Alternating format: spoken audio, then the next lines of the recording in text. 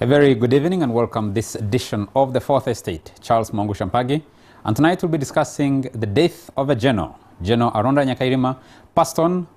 His body is not yet back home. We'll bring you updates on what we know for now regarding the arrangements to return the body home, and looking at his life, also questioning a death of such a high-profile person at a time like this. The guy who's been in charge of the national ID registration, it was his baby, and he delivered on the national ID, and that national ID will inform the National Voters Register. He's also been in charge of the Uganda police and other agencies outside of the military, but as a military general, he has a close relationship with the military, but the Uganda police, the crime preventers, and the others will be handling the security for the 2016 general elections. There's also that infamous letter from General David Sejusa of April 2013, where General Aronda Nyakairima was mentioned as one of those people against the Muhoozi project, and that's been coming up in the discussions since his death was announced. Yesterday morning. What are the implications? Condolences, first of all, to the family, to the staff at the Ministry of Internal Affairs, the Uganda Police, and Ugandans on this sudden death of Aronda Nyakairima. A lot of plaudits have been given, a lot of good comments about his service to this country in his short 56 years on earth. Let me introduce. In the studio, I'm sandwiched by, let me start with Onapito Ekomoloit. He's from Asalatap village. Ona, very nice to have you. Yes, good evening, Charles. Next to me is Irene Ikomo from Akoboy village. Irene, very nice to have you. Thank you, Charles. The Itesots here want to claim you, and they say you belong to them more than you belong to where you belong. And from Miroi in Kachumbala, Bukedea, Chris Obore. You should even add Malera and Atutur. Malera and Atutur. Yes. Chris Obore is, you missed a couple of shows. Yes. And I need to introduce him more properly. Chris Obore is Director, Public Relations and Director Communications and Public Relations, the Parliament of Uganda. Very nice to have you.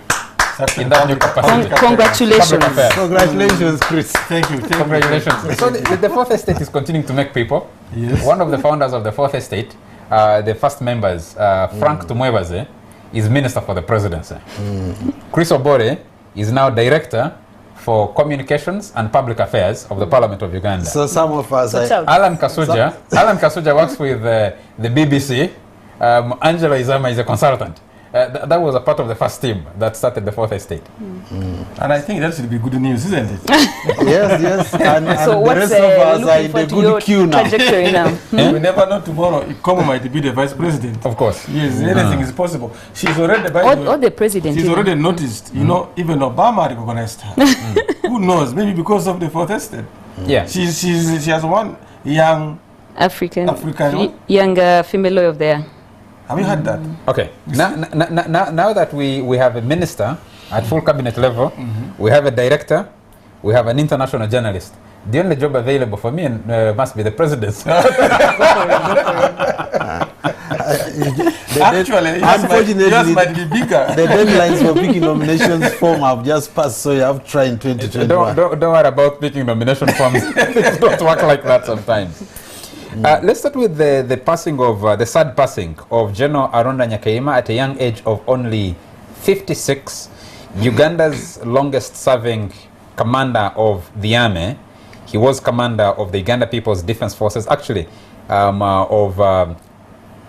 Chief of Defense Forces.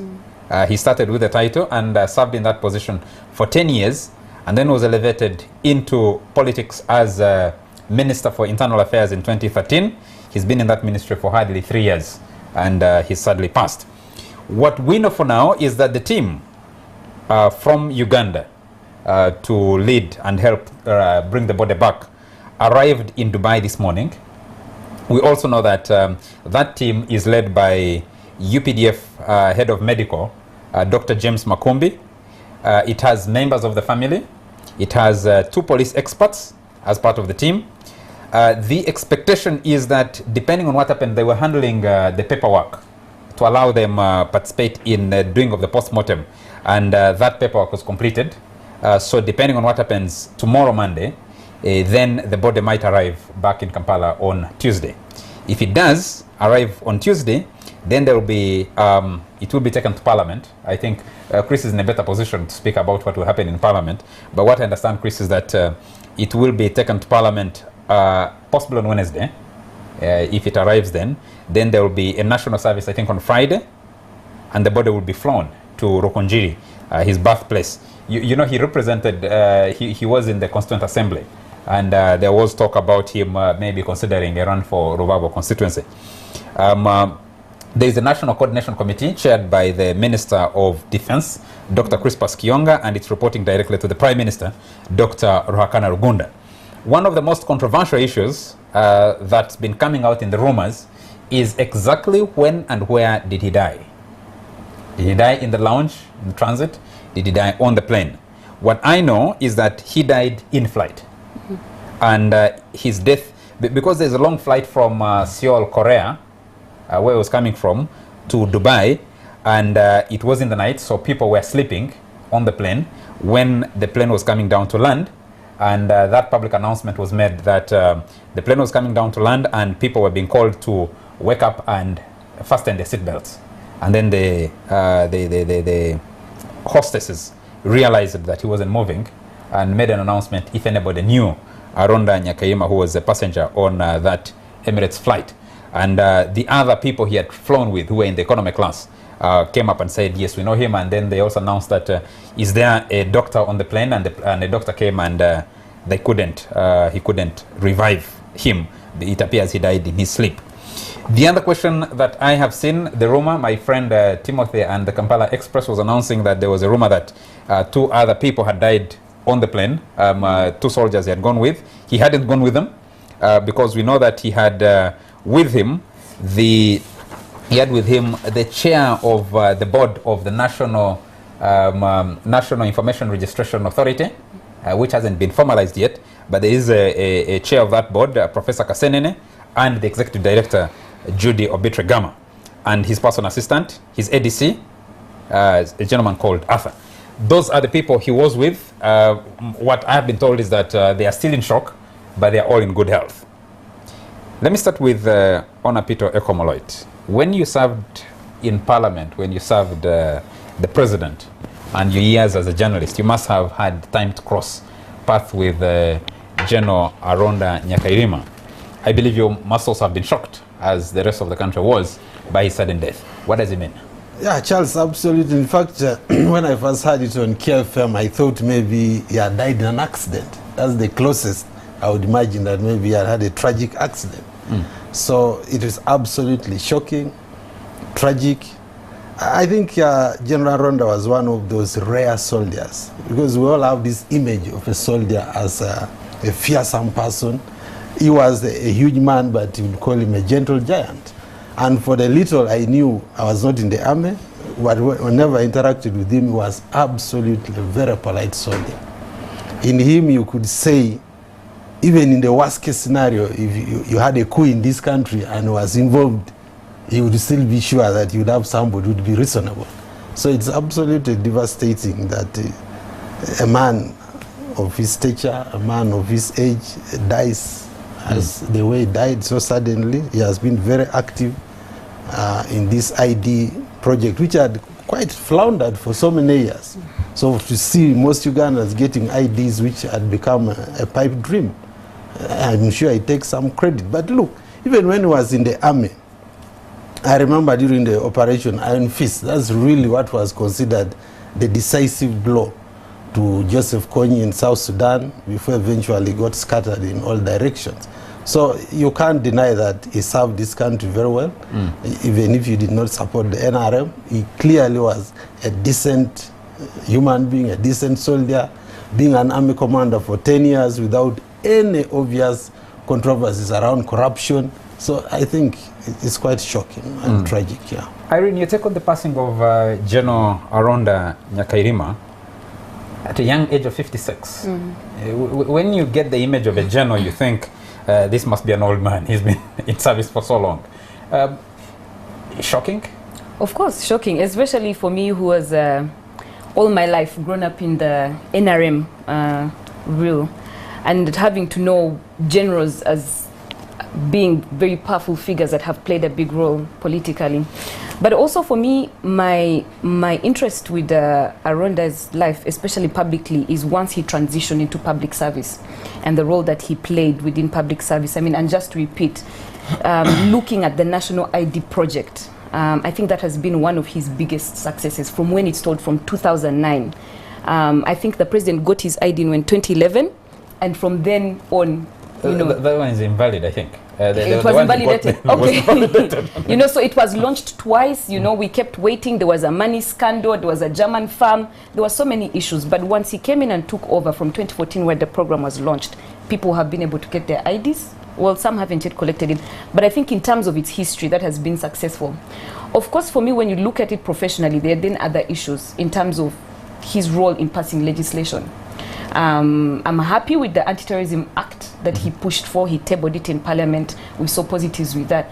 But then there was also controversy over the NGO bill. And so now what happens with the NGO bill and its process and pushing for it now that he's not there? I think James Baba will pick it up. It's already before Parliament. Yes. The question is about the NGO bill, talking about it, is that people say this is a bill, he's an architect of a bill that was not supposed to help regulate and create a better working environment for civil society, but rather to gag civil society and create more controls over it. Does that stand out as a blight on his otherwise... when you contrast the national ID, yes, it was controversial at the beginning, but people now are picking their IDs and adjusting to it and feeling like it was a good idea that finally it's been pushed through and people are receiving their IDs. But the NGO bill is one of those things that people think this is a blight on his career, would you say? I definitely agree. And I think the biggest challenge is when you look at the way he defended or gave the justification for the NGO bill, because he's looking at trying to stop subversive work of NGOs. But again, I think what he failed to do is distinguish between political neutrality and being non-partisan. You see, if you're doing certain work and you're doing advocacy work around governance and accountability, there is no way you're going to be politically neutral. So there's no law that can control neutrality of NGOs. However, you can ensure that they're non-partisan, but where do you draw the line?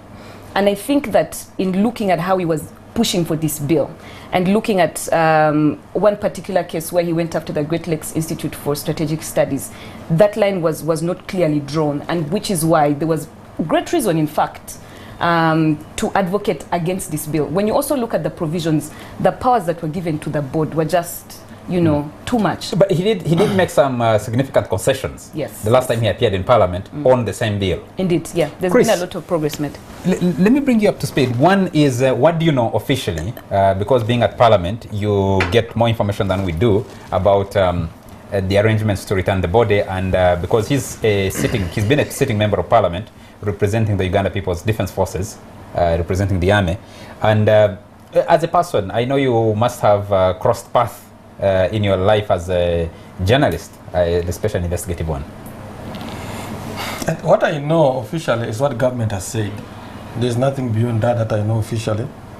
And I know that the Speaker of Parliament was shocked herself when she heard of the death of General Aronda. And I actually got to learn it from the Speaker. Very early in the morning, she was so concerned. And she gave me some instructions. So I also know what the government has said about it, and we must admit that Dubai is not Kachumbala, where you can run and say, I'm going to find out.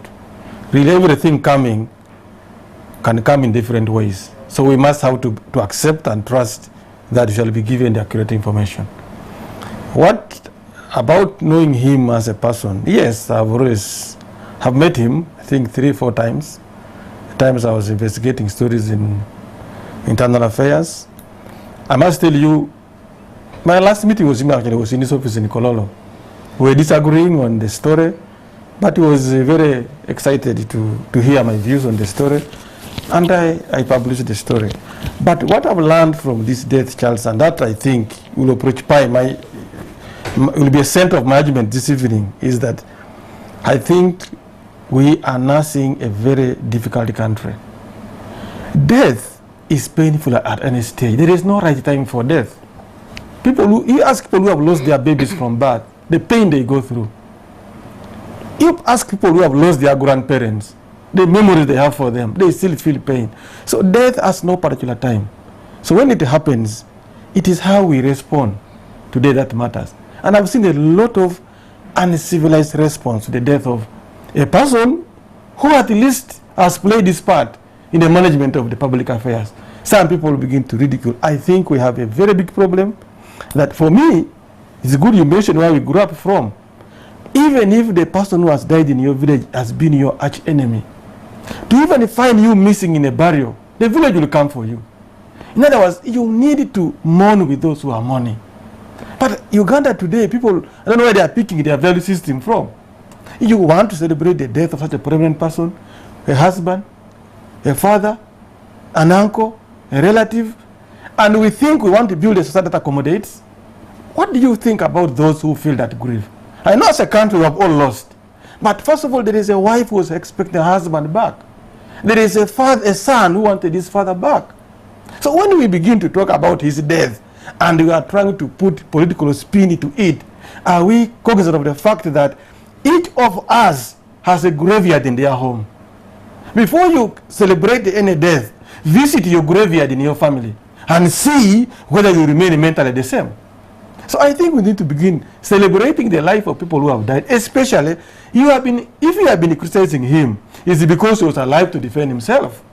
General Ronda is not there to defend himself against what you're saying. You are then taunting his family, which is not terrible. I think the most sad thing for me is even before the body returns home, there's a lot of discussion that one is ill-informed because is surviving on a lot of rumor, and people haven't had opportunity to internalize and know exactly what went on. And you hear people talk about hearing from someone who has heard from someone else. And you ask, what are the lenses, I mean the frame of analysis that people are using. But we need to respect of course, for me, I know there's a lot of outrageous stuff on social media, but again, you shouldn't be surprised when a prominent person dies. I mean, actually, there's somewhere where I read that death is not an equalizer. It only sets apart the preeminent. So sometimes the level of talking about your death actually shows how important you are. So it's to those who are talking acknowledge that this person has been so significant that they also find room to even peddle their outrageous stuff. But look, I mean, you are not going to stop people from talking, but the truth ultimately, I hope, will come out. We'll need to take a quick commercial break, and when we come out of the break, of course, we will need to interrogate some of those issues that have been coming up. Of course, his career, now that he's out of the way, when he can defend himself, he doesn't talk much about, he wouldn't have had the opportunity to talk about his career, but to interrogate his service to the country and some of those things that stoke the kinds of discussions. But more importantly, a death that comes at a time like this, when the country is in the middle of an election, when his name had come up 2 years ago, and how that will impact on the electoral process going to 2016. We'll be right back.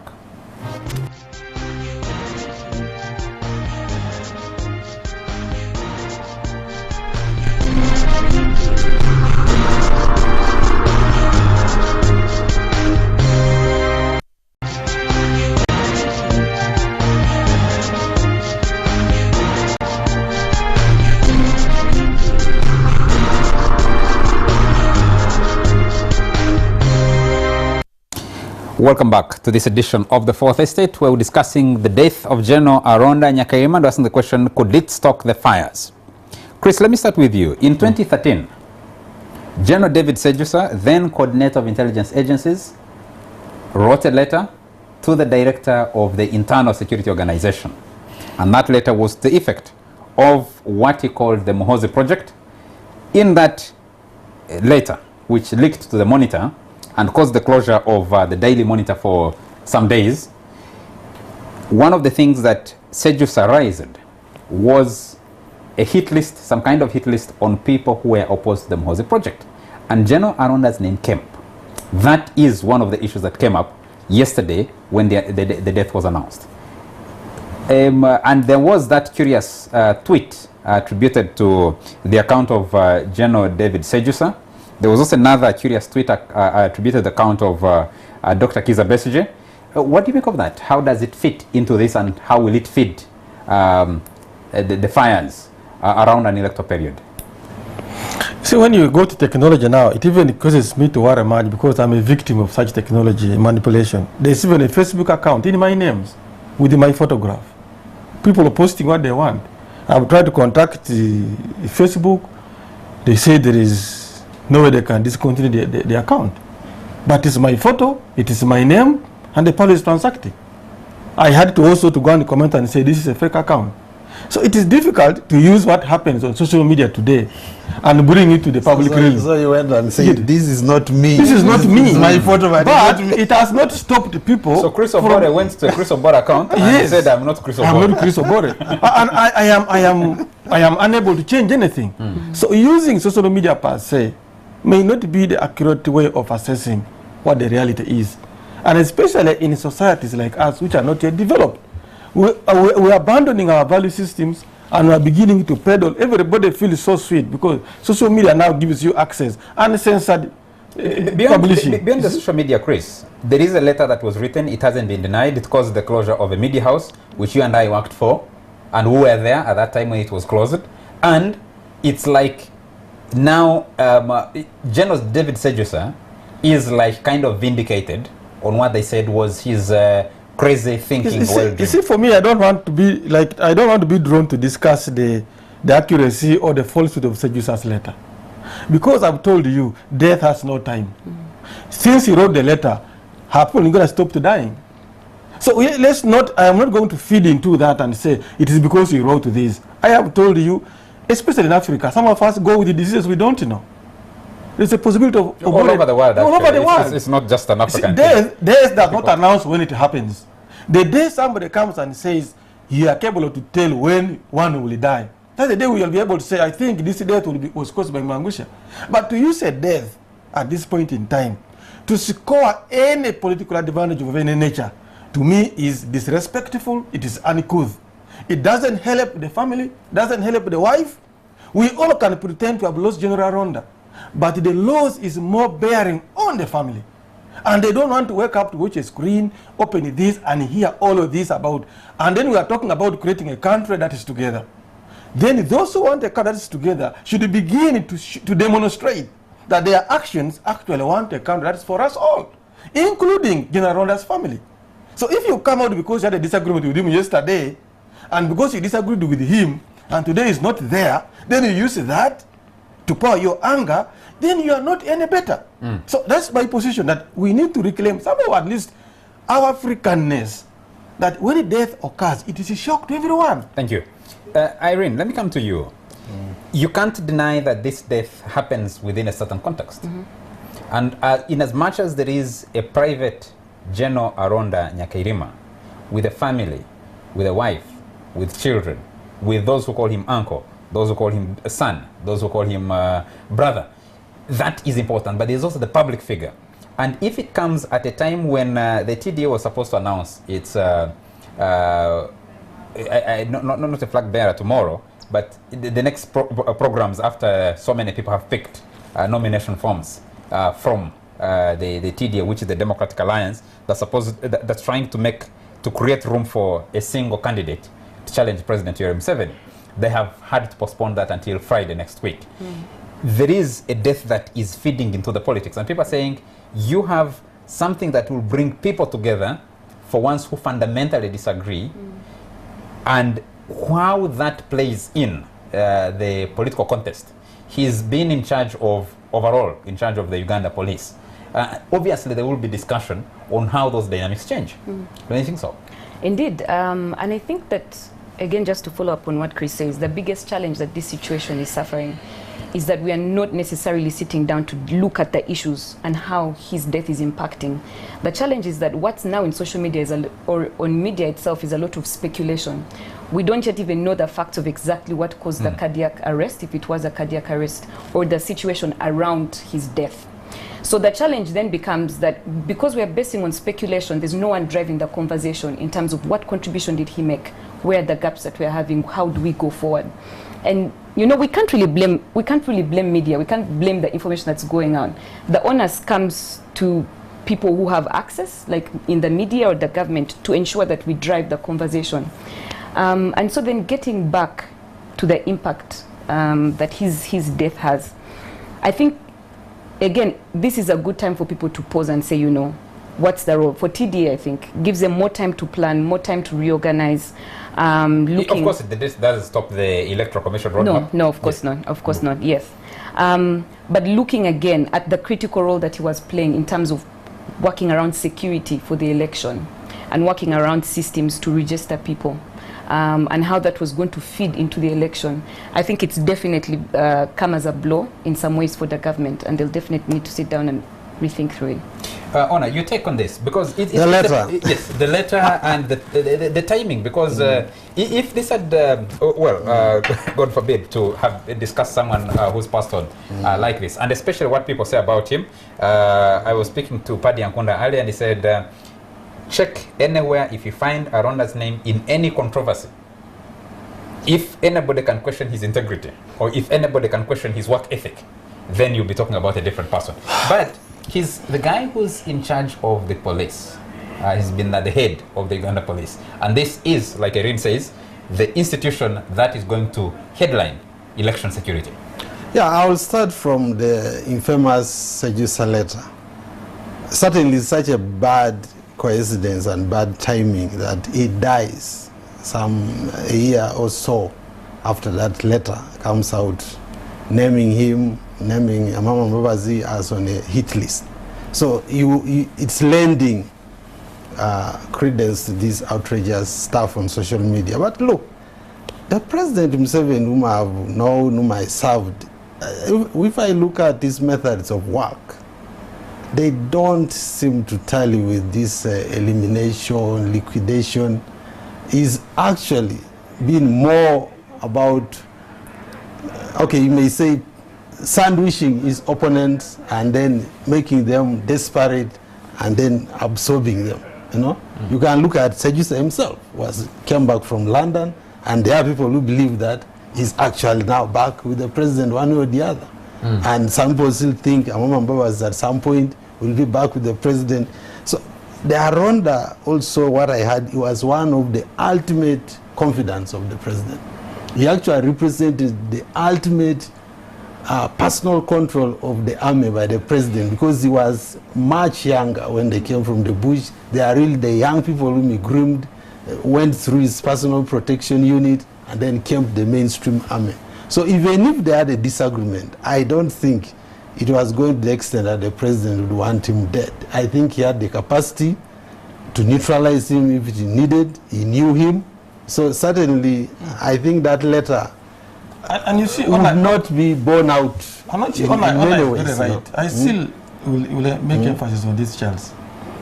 I think we are reaching a point where we are moving in circles as a country.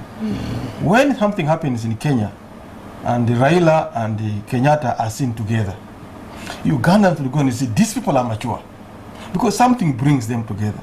They are different, but they will come together.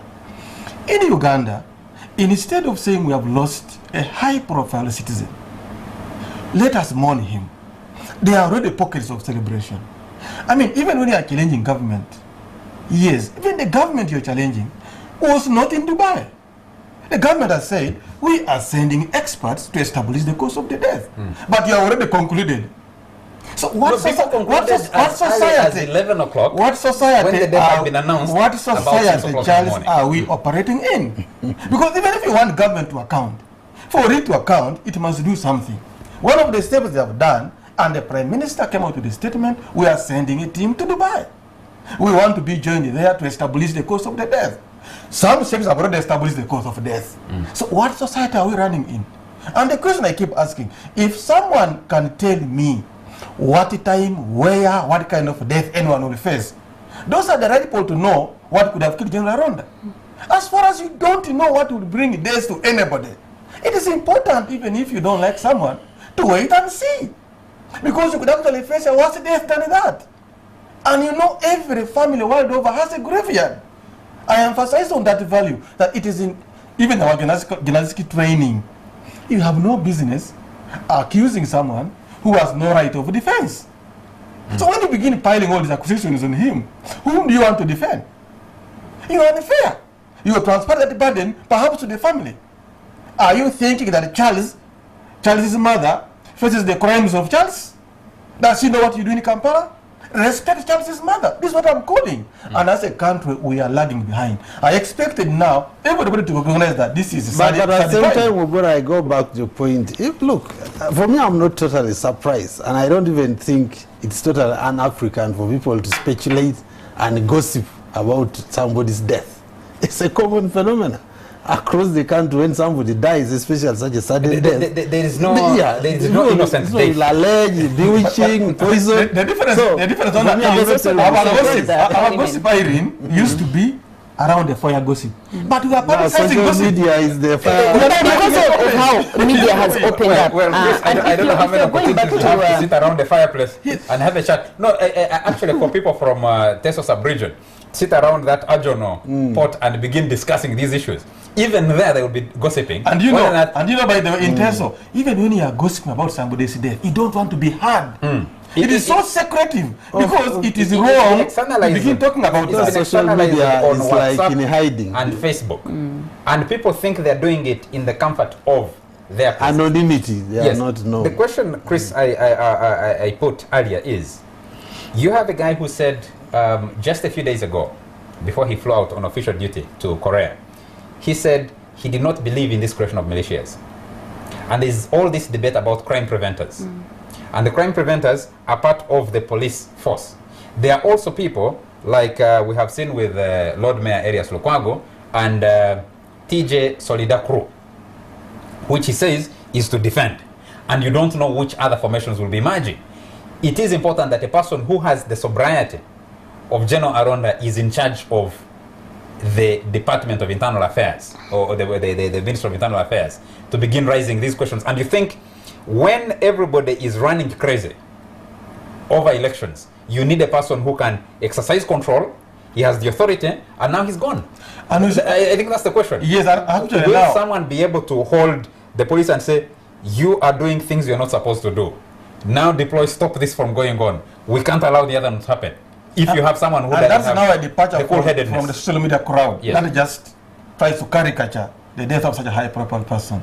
Now, if General Aronda was doing that, isn't that a good thing? We should be celebrating his life. Because it is a given. Mwangusha, you will die. When, how, nobody knows.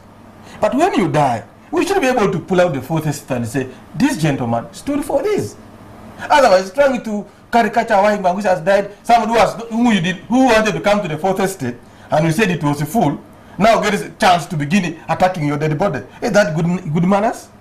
So I think people should be celebrating that while he lived, he did the best. Can others take over from that? I would be happy that we begin saying, yes, he was a minister and he was against militarizing our politics.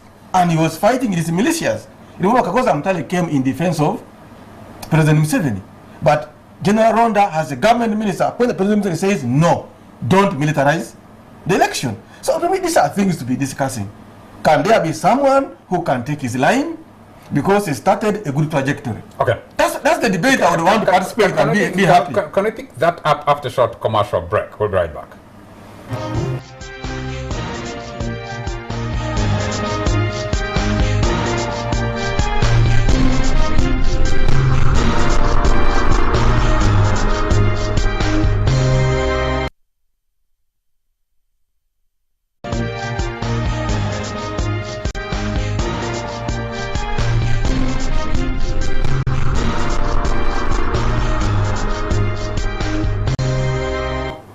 Welcome to this last segment of a rather difficult show because you see what has been discussed on, especially on social media, on the life of General Aronda Nyakairima and his sudden and tragic passing yesterday morning. Not in the country, on a flight, his body is not here. his family is mourning, and the people he worked with closely. I spoke to someone who says he was mentored by General Aronda to where he is at the moment, and was talking about what he talked about.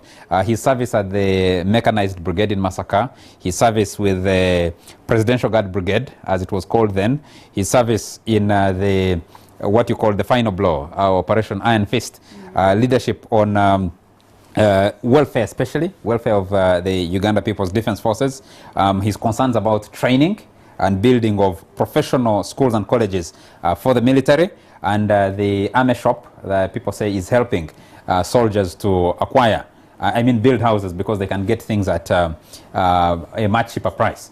But the question is, Irene, I'd like to put it to you. When you have a man who stands up and says, yes, I have seen Kakoza Mutale, and people remember Kakoza Mutale of 2001, and his operations then to help President Museveni win that election.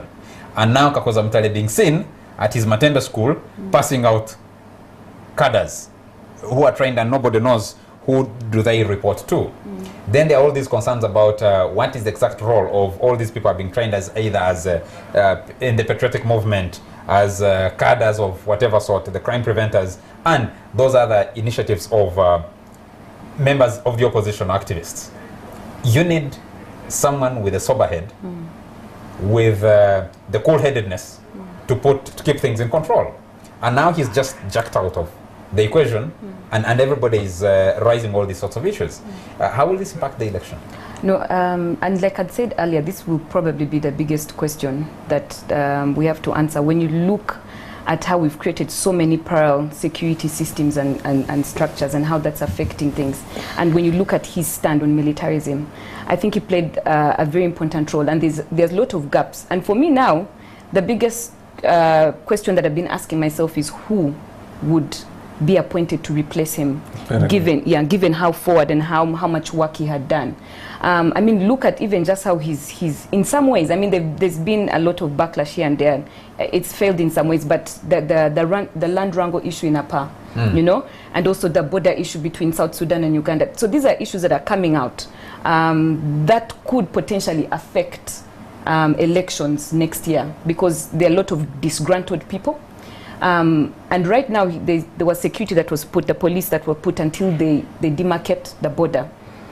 But again, it would be interesting to see how that's going to play out, given the sensitivity of the issue. So for me, I think the biggest question for me is who would be in the best position to replace him and take the work he's been doing forward. Okay. Honor, some people might accuse the Fourth Estate of attempting to whitewash. Someone commented, I think, on one of the social media platforms and said, to rise to the rank of general, you step over dead bodies.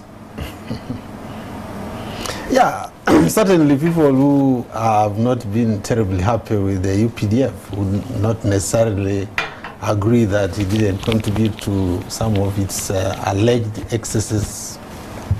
So there are those who definitely think that he was part of the problems created by the NRM because he served it diligently. So they have, but look, I said earlier, even for critics of the NRM, critics of UPDF, critics of President Museveni, there have been people you call the usual suspects, and he has not been the usual suspect.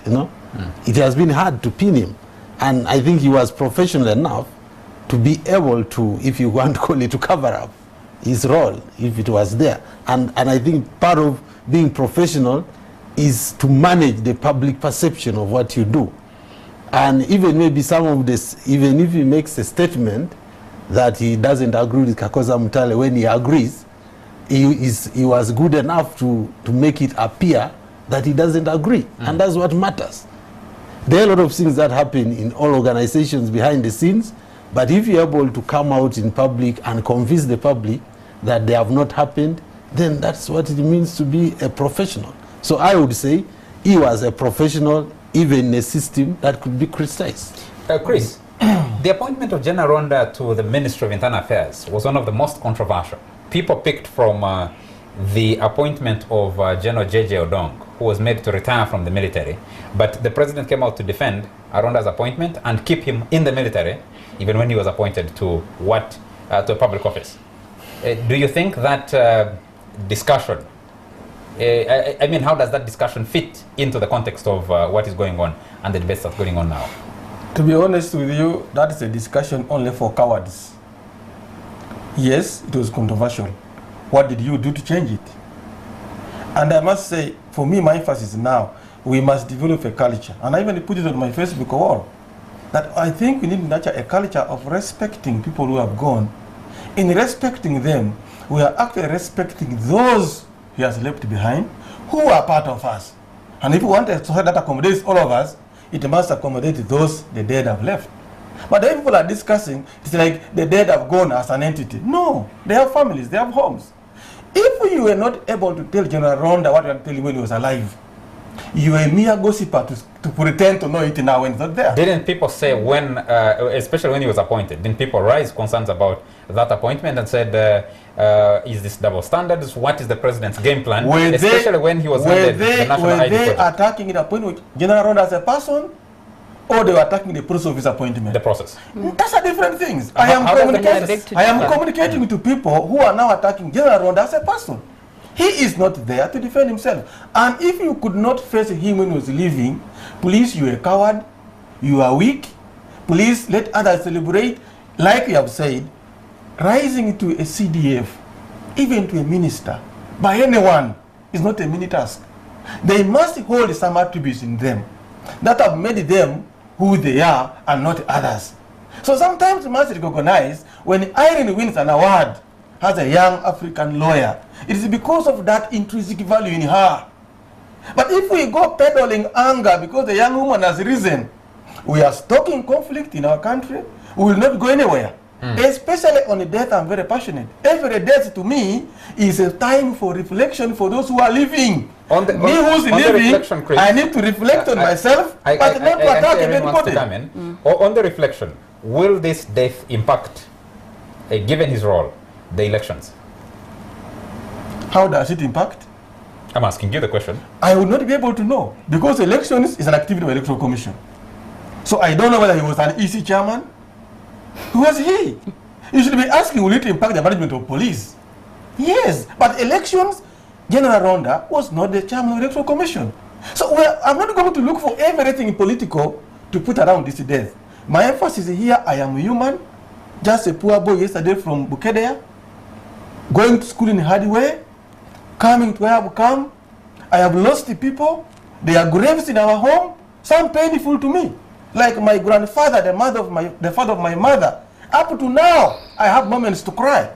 So why am I going to make a death something to celebrate? Okay. I cannot. Irene, you wanted to disagree on something? Yes, I wanted to go back to the issue Chris had said about the controversy around his appointment and how it became irrelevant for him as a person. And I think him being a public figure, it's not enough for us to discuss him as a person, because himself as a person is tied to the position that he had.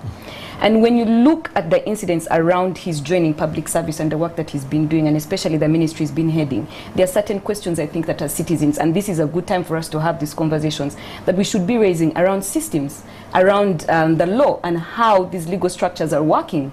Why should a serving Army General be allowed to serve in public service when the law clearly stipulates against that? That's a question we should be discussing. And what happens after that? When you have a minister in charge of internal affairs, you have the police. Why should we be having a debate about militias, about civilians coming in who we are training on this side, on that side? Those are critical questions that I think we need to be reflecting on and looking at how we go forward now. I entirely agree with you. What I'm saying, to use his death to discuss that is cowardice. This is a time to mourn the death of a Ugandan citizen, a senior citizen. That debate can continue after the burial. What is critical now, he has died. Unless you're saying, because he was appointed a minister, he has died. You get it? Of which I would say, is that which caused the death? We cannot for sure be able to tell until we have got official communication that these are the experts used, these are the findings. But for now, that discussion is ongoing democratic discussion. The trouble I'm facing here is we seem to simplify every sorrow. When people die in Somalia, we talk like they are just animals who have died. Come on, these are people with the families. Once a death happens, as a country, we must have a culture to respect those who feel the pain more. Some pretend he's a public figure. Come on, every public figure has their home. And let's appreciate every public figure has a private life. Whether you want it or not. Let me tell you, Charles, by the time somebody becomes LC3 and not anyone else, respect them. By the time one becomes an MP, not you, have some respect for them. Because it is open to every citizen. Why is it Irene doing it? Appreciate that. Some people face, but surely, Chris, since General Aronda died, so many other Ugandans have died. Exactly. But nobody discussing them because they are not prominent figures.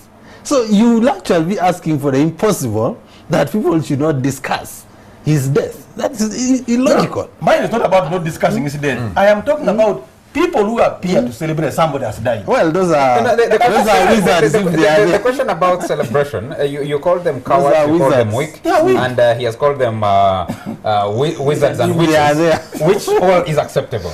The question is, someone in a high-profile position is jacked out, is removed by the cruel hand of death. Yeah, and definitely. There are things that absolutely, because there are people who could even argue, you say it's been a moderate, it's been a professional, you are going to elections, so is this elections going to fall in the hands of extremists?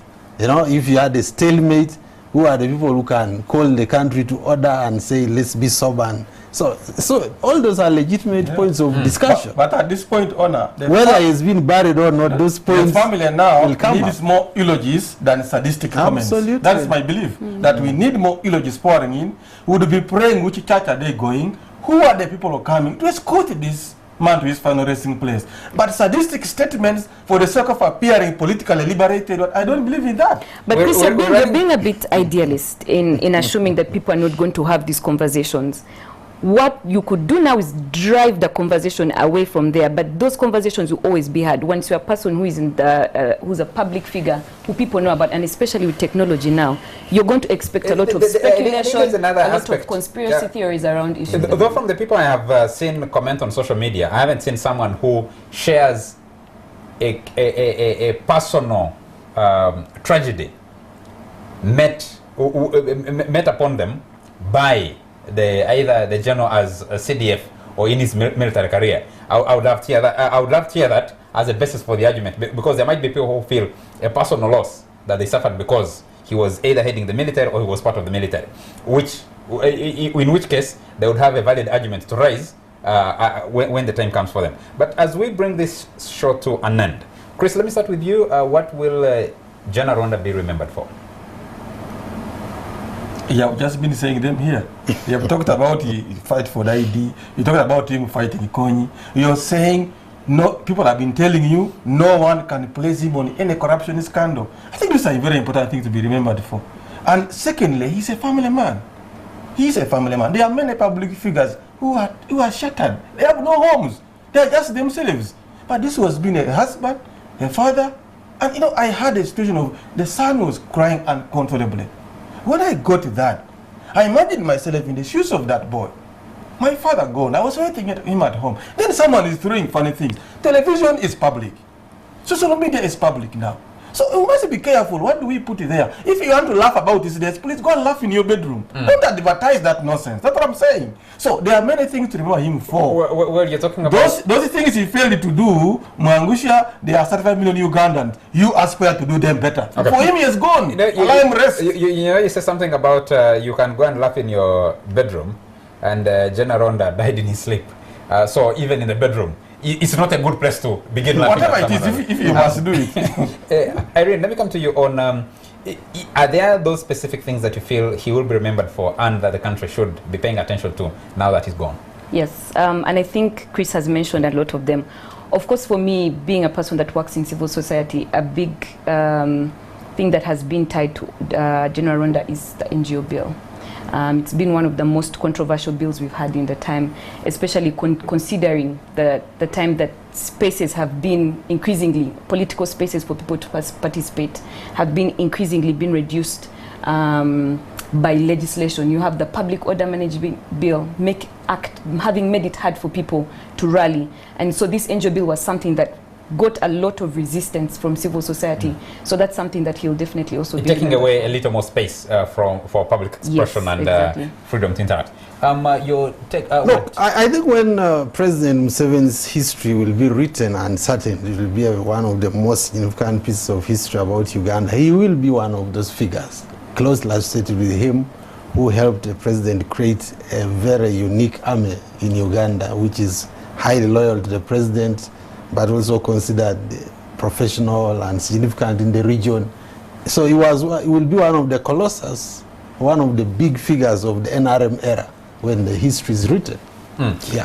I know that our colleagues in the newsroom, the news team, will continue bringing updates on what is going on. But just to share again, what happened is, what we know for now, we know that the team that was sent from Kampala to Dubai arrived Sunday morning, earlier today morning, and they were able to process the paperwork necessary for them to be able to be allowed to participate or do the postmortem in Dubai.